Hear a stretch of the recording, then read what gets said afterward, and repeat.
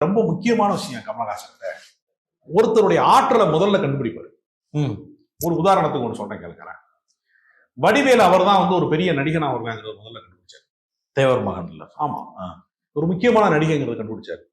ராஜ்கிரண் என்கிட்ட பகிர்ந்துகிட்ட ஒரு விஷயம் சொல்றேன். ராசாவின் மனசுல படத்தை வந்து எடுத்துட்டாங்க.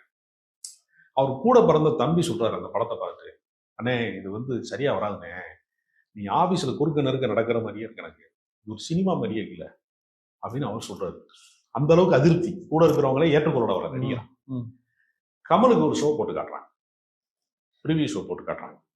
கமல் பார்த்துட்டு ராஜ்கிரனை கூப்பிட்டு சொன்னாரு, இந்த படம் என்னைய பெருசா இம்ப்ரெஸ் பண்ணல, ஆனா தமிழ் சினிமாவுக்கு ஒரு தவிர்க்க முடியாத நடிகன் கிடைச்சிருக்கான்.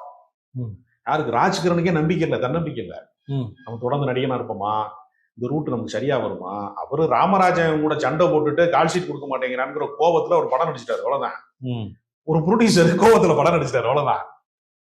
சொல்ற, நீ முக்கியமான நடிகனா வருவ, நடிப்பை விட்டுறாதீங்க, தமிழ் சினிமாவுக்கு ஒரு அபூர்வமான நடிகை கிடைச்சிருக்கான் அப்படின்னு ராஜ்கிரனுக்கே நம்பிக்கை இல்லாதப்ப நம்பிக்கை ஊட்டியவர் கமலஹாசன். முதல் படத்தையே பார்த்துட்டு அது இன்னைக்கு பழிச்சிருச்சே.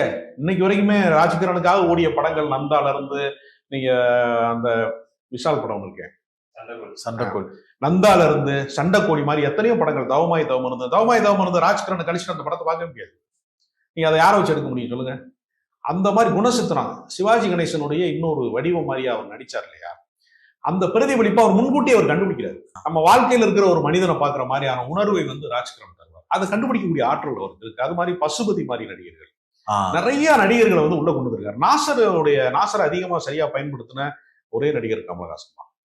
அதனால அவரை பொறுத்தவரையில அவருக்கு கிரேசி மோகன்லாம், கிரேசி மோகனை வந்து நகைச்சுவைக்கு பயன்படுத்திட்டாரு. ஒரு ஒரு காமெடி டிராமா பண்றதுக்கு வந்து பயன்படுத்திட்டாரு.